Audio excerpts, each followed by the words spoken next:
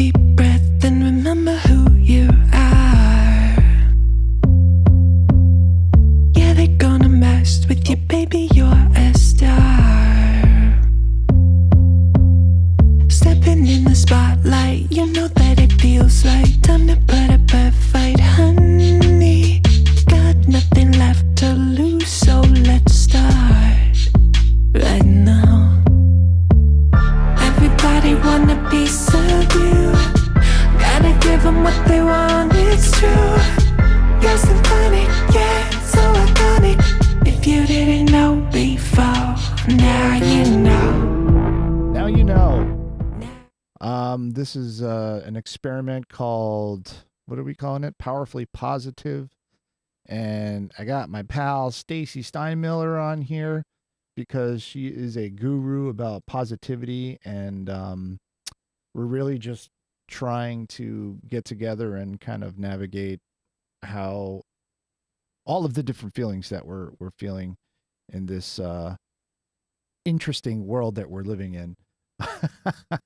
Hi, Stacey. Hi, Scott. How you been? How are you? Amazing. Amazing. So, and please feel free, if you are tuning into this live stream, to do some comments. We can throw live comments up into the live stream and we can answer them as we, if you have any questions or anything. But so Stacey, what I have found in just my day-to-day is that people are, and I don't, this is just anecdotal. I don't have like any stats or anything like that, but from what I can tell based on social media posts and conversing with regular everyday people, depression is on the rise, hopelessness, powerlessness, confusion, chaos, all of the things that we're seeing around us that are being upended in how we normally do things. That's what people are going through right now. Yeah. And so I thought it would be good to talk to you about, like, you know, what are some of the things that people can do to make it better or get through it, really just get through it. Yeah. Yeah, exactly. And I like that reframe as well, because if we go in with, I need to fix this or make it better, it can actually increase our stress levels. Yeah. I would love for you to double check. Where did you go? I can't see you anymore. You can hear me, but you can't see me because I switched away. So when I started the stream, it told me that there was a problem streaming to my Facebook. So I got a notification that, oops, that's me. I wonder if I can do this. Let me mute this. And for some reason, it's not showing on my Facebook. And then when I go to yours, it's going to the countdown. So I don't know and then it if disappears. Yeah. Something, and then let's see it. If I click Oh, yeah, it says was live. So it ended after the Yeah, something happened. Something went horribly wrong. Something went horribly wrong. Bummer. Hold on, let me see if I'm on LinkedIn. Because yeah. What? Hold on. We're live on LinkedIn. Okay, it looks like it looks like my Facebook was unable to connect for whatever reason. I don't know why mine did not. For some reason I thought I had because my Facebook, yours didn't too. I don't know what's going on. Yours started, mine didn't do anything. So I should have closed the majority of these tabs before. Well, if any, you have some people who are saying hello to you. Dennis says, "Hey, Stacey," and hey, cool. Yeah, you're perfect on LinkedIn. Perfect. Yeah. Right, so we can just do this on LinkedIn then. So fine. Perfect. I'm happy with that. All right, so let's get back to business. So, just to give a little background, I met Stacey through a friend. She came in to talk about a podcast at my podcast studio here. She ended up not doing the podcast, but I started to really dig her posts online and said, "Wow, this is someone who I think can help me in my business and in my personal views of just navigating through the business world and my own mental health and stuff like that because of your background as a mental health practitioner and as a leadership coach." And I dove right in, and I've just been completely blown away by how easy it is to get together with you. You have the group every week, and then we have a one-on-one every month, once a month, and it's just it's perfect because you are able to kind of pick things and say, all right, let's examine this. Let's see why you are thinking this way. Let's see why you are reacting this way. And kind of, I don't know, it's like a pause button. It's like you pause and take a step to the side and look at something from a different perspective. And so that's kind of what I wanted to do with this, which was, you know, have Stacey say, all right, let's examine what's going on right now. And we're not going to get into the whole like how we can change what's happening. It's more about reframing what's happening from our own perspective so that we can get through it healthier, right? Yeah, totally. And often people don't even step into the work sometimes because they can't see that solution and they think that the outside needs to change before the inside does. So there does need to be this leap, it seems, of even entertaining the idea that, oh, what if, could that work if I just change the internal? Like, how does that work? So there needs to be some sort of open-mindedness and curiosity around that even being possible, I've No, noticed. that's a really good point. Just for me personally, did not realize how much, like when I went to therapy some years ago, how much therapy was able to help me because I sort of come from this philosophy of that therapy is for an excuse the expression really screwed up people. You know what I mean? Therapy's for the crazy people. People Right. who have a lot of problems, not normal people. But what I found out is that every single human being who has a brain and has feelings could benefit from therapy of some kind just to keep yourself. I mean, just like you go to the doctor, you do a healthy visit, they check you once a year and they do that. You know, checking in with a therapist of some kind every couple of months, once a quarter. I don't know what I guess it's different for everybody, but doing that is such a benefit for people just in Yeah. general. Yeah.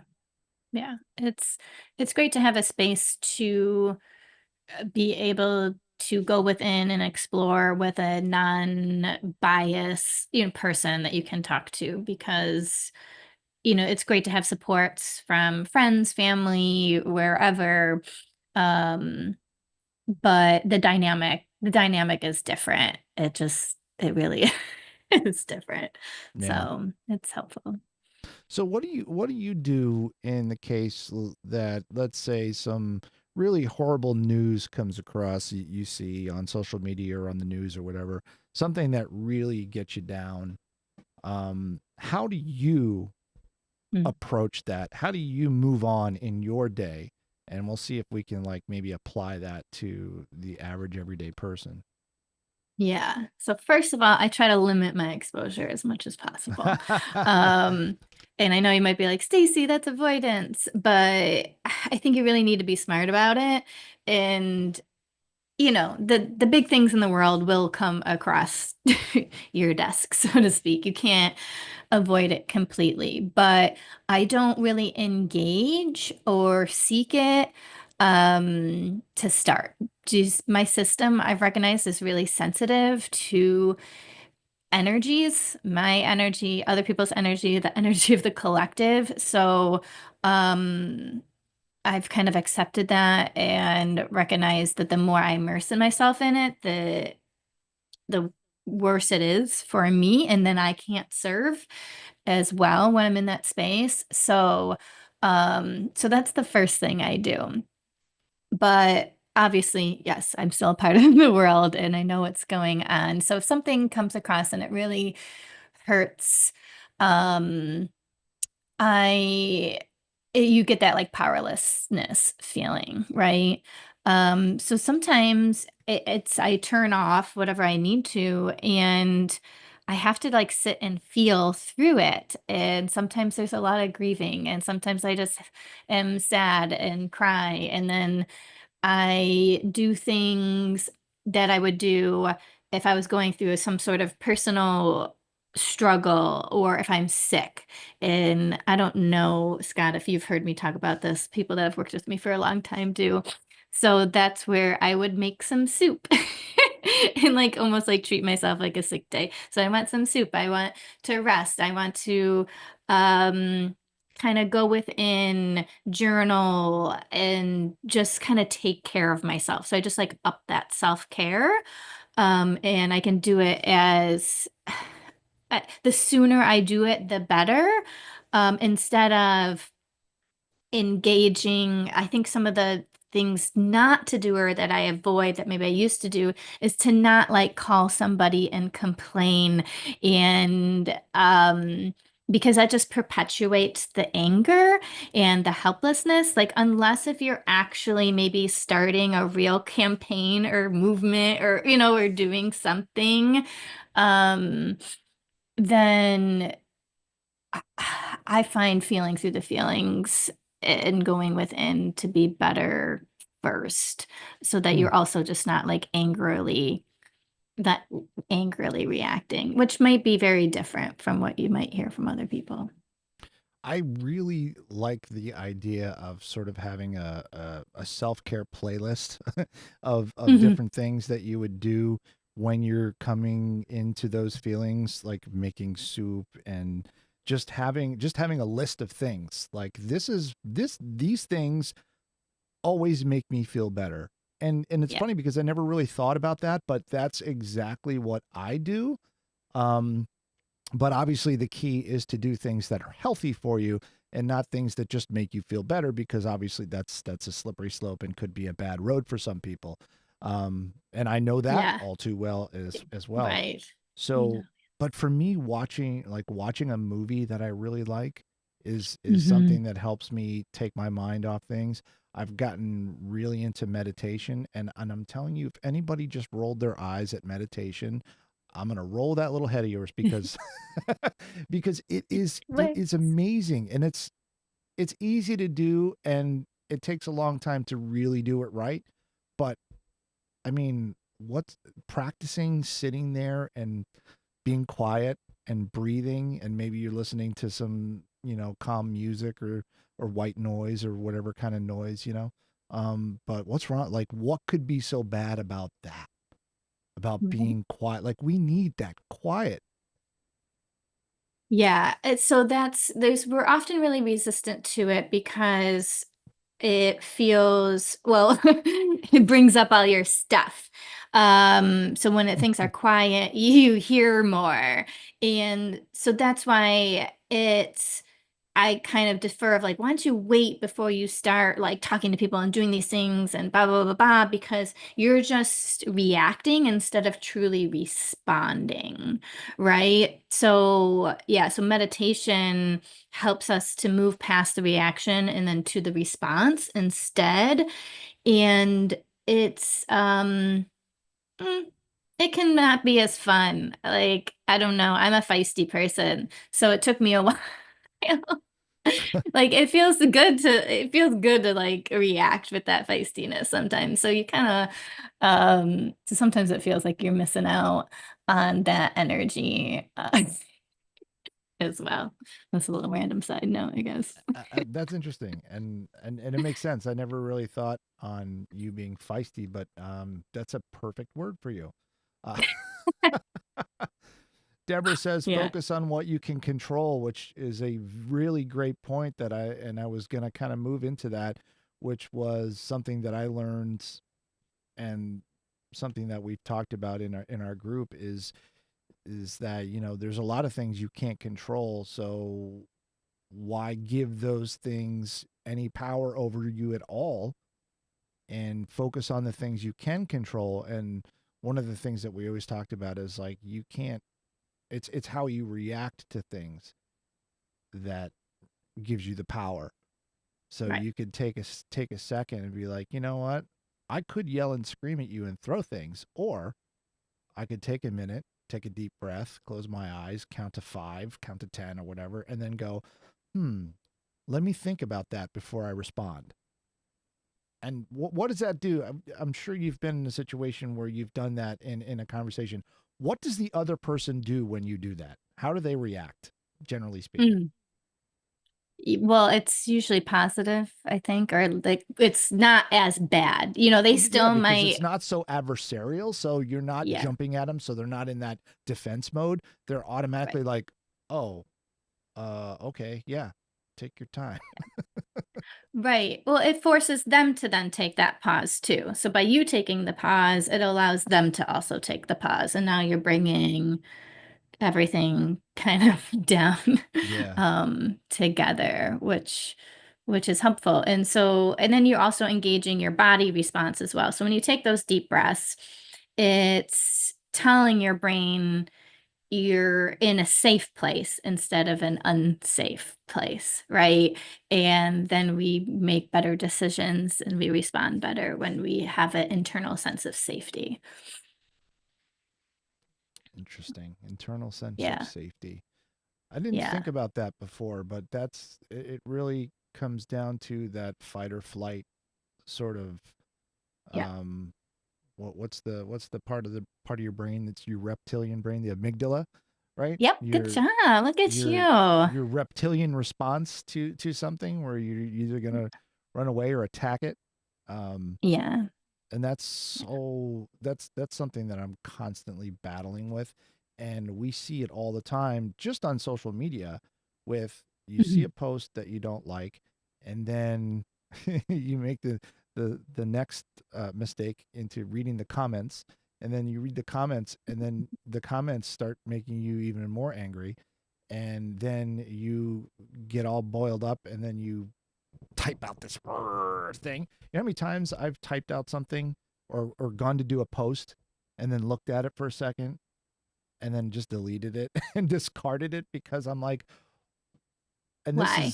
this is a new thing for me, is to sit back and go, what good is what I'm going to say right now going to add to the conversation? What good is it going to do? Am I going to actually, is there going to be a person that goes, you changed my mind? No, it's not going to Yeah. happen. It's not going to Right. happen. So Yeah. why am I going to waste my energy on that? And Right. energy is the key word that I'm still learning about, that you've taught me about, that whole energy thing.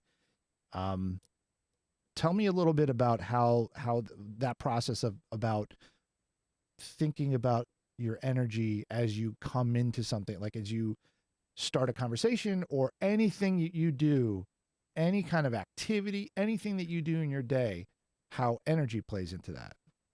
Yeah. I will. Hold on, I'm going to see what Denny said really quick.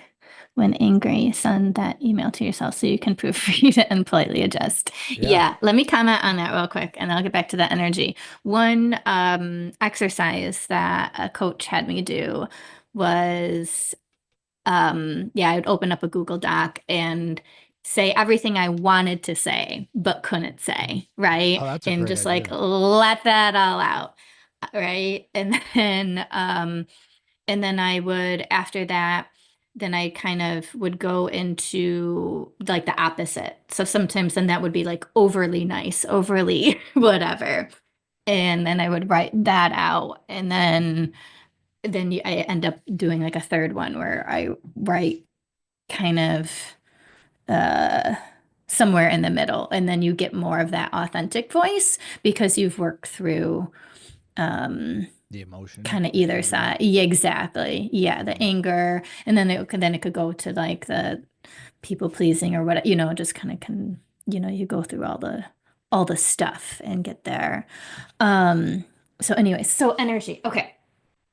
So this is where I got into this of, when you are in that thing of like, well, I said all the right things, but the person still responded negatively to me, let's say, right? Like, well, that's not what I said, right? Do you get none of those arguments? It's like, that's not what I said. And it's Or like, that's well, not what I yes, meant. like, right, exactly. And to, you're lying to yourself. Um, and people can call you out on it, and if you're like, well, no, it's just in bad faith, coming from Sart, and it just so people do read your energy. So what I tell people is you don't need to be an intuitive or identify as an intuitive person. You don't need to be some guru, some meditation person and all this to use your intuition. We use it all the time, whether you're aware of it or not. So people pick up on your energy and they just might not know exactly what it is that they're responding to. And so you can come into a conversation, say the right things, but if your energy is crappy, if it's not in alignment with what you're saying, then people will respond to your energy and have nothing to do with what actually came out of your mouth. Because what you're saying is sort of disingenuous to what, Yes. you might be like, yes, I'm absolutely totally fine with this. Right, That right. obviously doesn't work. Exactly. Right. Yep, exactly. And that's what it is. And then people are like, well, it's not that obvious. And it's like, it might not be, but I truly believe we pick up on this energy and we know when people are being authentic or not. And that's why I guess like preach authenticity because otherwise we're lying to ourselves and the other person, and then we're not in high integrity. And especially as when I work mostly with business owners and leaders, like you need that integrity on point if you want any respect, if you want any influence or impact.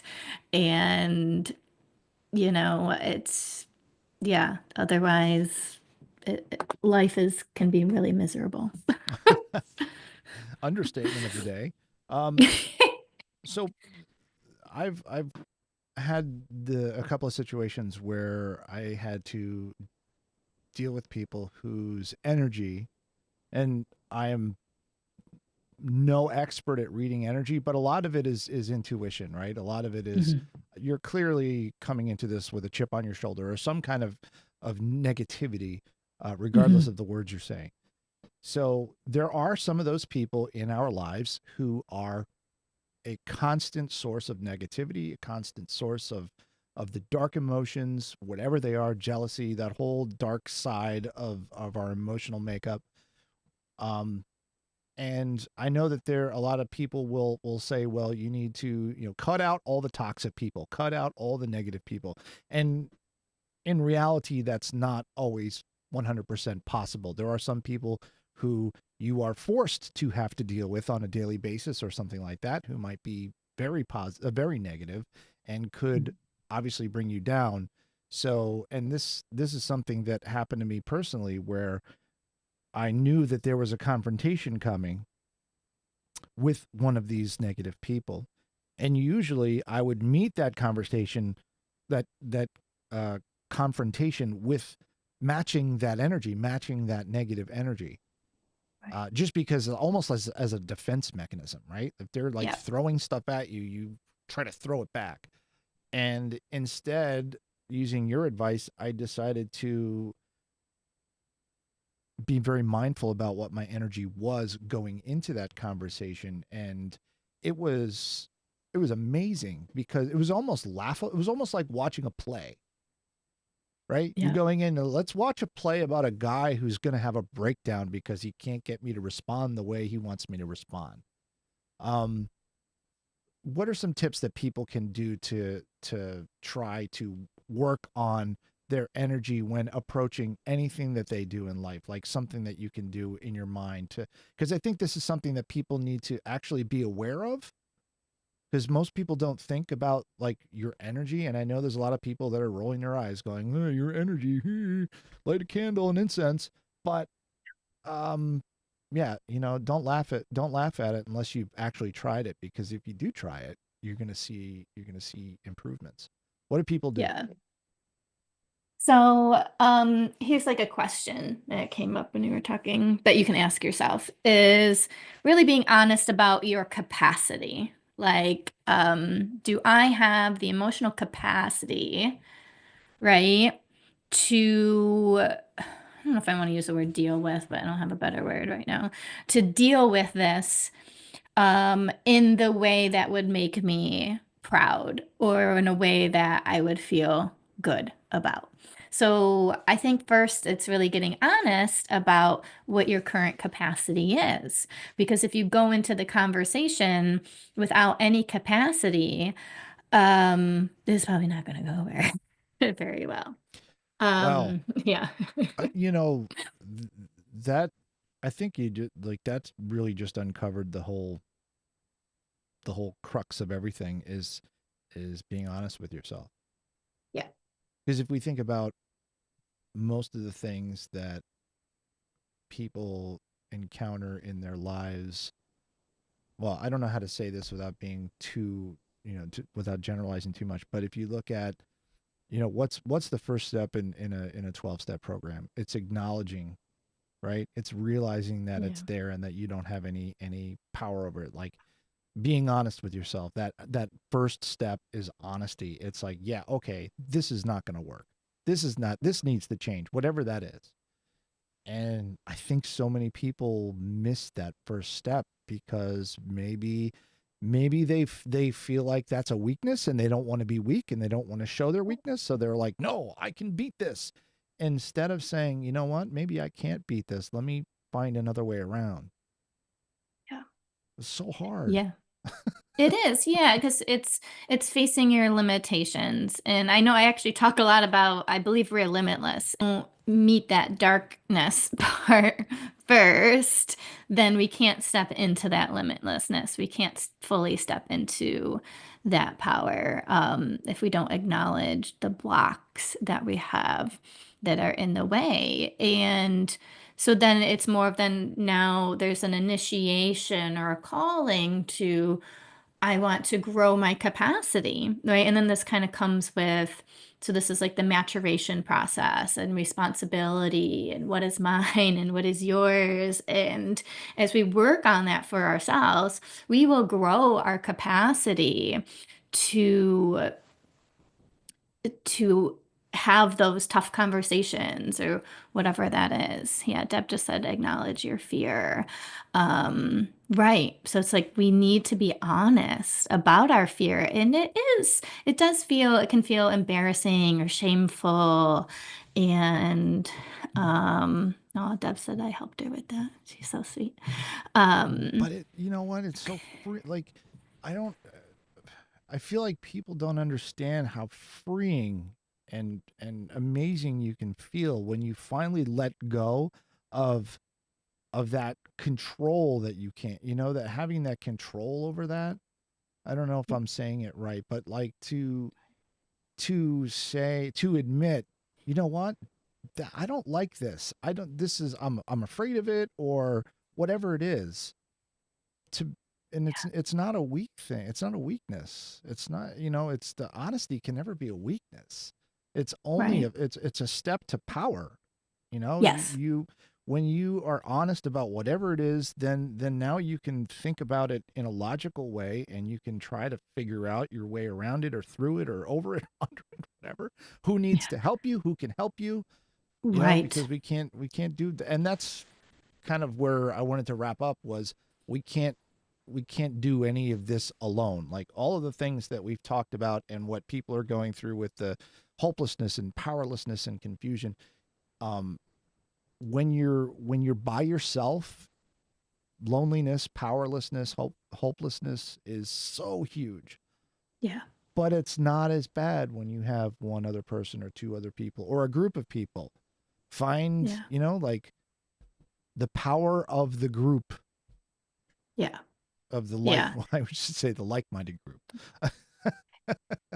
Yeah, it takes a little bit more skill to be in the diverse group, which I do encourage a lot of that. But Which again, is you have to be which honest is with where even you're more at. powerful. But yeah, we'll take Right. baby You steps gotta to that part.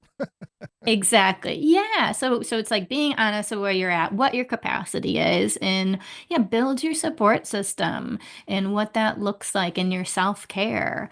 And that can look a lot of different ways, and it doesn't need to be big, and it doesn't need to take up all this time. And um, so yeah, it's life is easier when you have that support, which is why I was big when I shifted my business over to the coaching. I knew I wanted to, have a platform for people to connect with each other in the way that they do because um it's exponential, I feel like at that point. So, I agree. yeah. I agree. Well, I know we didn't talk about how long we wanted this live stream to go, but I think it's a good time to wrap up. I Yeah. wanted you to maybe give one piece of advice, one like step one. That one. What would step one be for anyone who's just going through a bunch of junk right now and they just want to find a way out of it, and they part of that has to be with, your own mental well-being. So obviously you said that your self-care playbook kind of thing is what you would do, but I almost want to go even simpler. Like I would say the first thing would be honest with yourself, Yeah. to understand and maybe take an inventory of the things that you're going through at the time, and write Mhm. them down and be honest with yourself about what they are, and then that would be like the first step in my mind. But what would you say? Yeah, I mean, I think that's, it's like, yeah, like the whole 12-step thing. Like the first, admit you have a problem. But Michelle said, how do you build a support system? It's a So, great question. yeah, so I think that's great. And that can look real different. So obviously when I had when I was a therapist, I'd be like, go find a therapist. Now I'm a coach. Go find a coach, whether it's a therapist or a coach. Um, you go get massage, go get acupuncture treatment, go to that functional medicine doctor. It's kind of like, where do I need support? What kind of support do I need? Um, and engage in your desires. I know that we can talk about this more next time because this is a whole multiple conversations. Is what lights me up, what makes me happy, what brings me joy here, and start following your desires and your passions. And because that's where you're going to meet the people that you'll likely connect with, and that might become more of that support system. But don't go in. So, like, caution, don't go in with the like, I need support, I need friends. That will scare people away. Uh, Um, yeah. so, like, word of caution, don't do that because you're going to be giving out desperate energy. So yeah, so it's like a slow build. So maybe even just start going into stores or coffee shops that make you feel good. You like the vibe, even if you don't talk to anyone, even if you don't do anything. Bring a book, just sit down, be in that energy, and slowly kind of move towards where you are pulled naturally. Yeah, take it slow. Like, don't go out like, I'm gonna get a best friend today. Um, might might not be the best idea. Yeah, go to Wegmans and hang around in the produce department and ask people to be your friend. See what happens. Yeah. Well, this time was really about just having a conversation about navigating this time that we're in. It's unprecedented in my lifetime. If I think back to any part of our country's history that I would say would probably be harder, could maybe be the depression, because at least right now most on a statistical level, there aren't as many starving people as there were in the time. of the depression? I'm guessing. I mean, obviously Yeah, the population's different. Yeah, but Steven Pinker wrote a book. I mean, I think he got a lot of flack for this. This was back a while ago. That does statistically look at how life is better now than it was before. So, if I would maybe recommend that book, not just to start opening to like if you're kind of feeling stuck in that like life is worse now and blah blah blah blah blah. If you want some like hard stats and facts to like help challenge that idea, that might be a good book to check out. I can't remember the name of it. It's I believe it's Steven That's a really Pinker. That's a really Um, interesting point that you're making me realize is that it comes back to that whole perception is reality, and because I think that right now is really really really hard. It is for me. It might not be yeah, for other people. As other people might be just living the dream right now, which good on you for that. But the yeah. statistics can, like, if you it's just like adding the science to it, saying, well, okay, so there were, I'm just throwing numbers out, there were 2 million people that were out of work uh on this day, and now there's only 500,000. Hey, it's better. Yeah. I mean, I Y- guess you can psych yourself up in that way. Right. And yeah, and then it's also like your knowledge of statistics and how we can skew data and how we can look at it differently and all that. So I think it might be his Enlightenment Now, 2018. That sounds about right. I can't But math, so yeah. I'm not good with statistics. I had to take a lot of statistics for psychology as like a huge part of the Really? program. Wow. Yeah, because yeah, we have to be able to analyze and understand the data, and then with like a soft science like psychology, you're really having to kind of whatever do stuff in other ways. But so yeah, you can challenge yourself, your thoughts with some of the data. And again, it's not like I'm trying to push a certain thing to believe, but the whole idea is what you're saying, Scott, around yeah, your perception is your reality, and then it's build how to really build that. And it's again, it's not to people are like, oh, you're trying to avoid the truth, or oh, you can, or whatever. But when we're in this positive perception, when we believe we can build our dreams, we actually are of greater service, right? So if you truly want to serve and help people, this is the path to go for that, because then you have the energy and capacity, right, to do that and then go serve, right? Oftentimes we try to help from an inherent place of helplessness, and that doesn't work.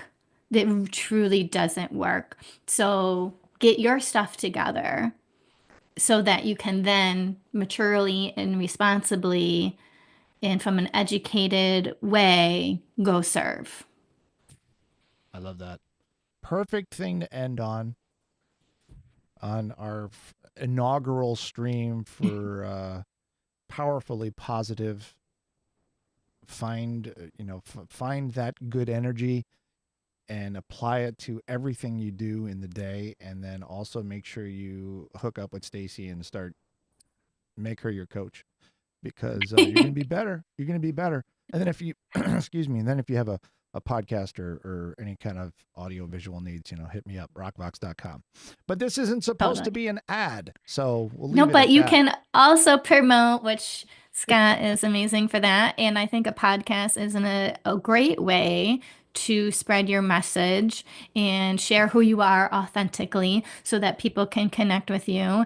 And I'll share, I was just even blown away with how easy it was to set up this restream, even though I know we're still working out our glitches here, but just having Scott do this with me, I don't think I've ever been so excited about doing a joint live before, and I've done a lot of them over the past few Awesome. years. So I think that Good goes times. as a great for, I think it shows how easy it is to work with Scott if you have podcasts that you want to do. So we're gonna try to be back every Wednesday at 10 o'clock on the various social streams. We'll see. I know Yeah, it did we'll not figure it end out. up. It didn't end up on my Facebook page like it was supposed to, but it's on my YouTube. It's on your YouTube and LinkedIn, I think, and everywhere Yeah. else. Well, we'll see. I think Facebook just went. But also, Yeah. Facebook is now changing it so they're deleting lives after 30 Yeah. days. They used to be indefinitely there, but now they're going to be deleting lives after 30 days. So Yeah. if you have any live videos that you've done that's on your Facebook page, you might want to download them and copy them and save them. Otherwise, they're going to be gone.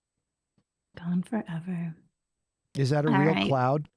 Todd wants to know if that's a real cloud. Oh, so yes, Todd, it's real. And he can, if he comes and walks by, he can see it. It's right. And Is Todd he looking lives through down the the window he lives right down now? the street. Tell him it's a real cloud and it's angry at him too. All right, Stacey. Thank you. We will All right. we'll catch you next time on this show of ours, Powerfully Positive. Yay. We're gonna play some music. Take a deep breath and remember who you are. Yeah, they're gonna mess with you, baby, you're a star. Stepping in the spotlight, you know that it feels like time to put a perfect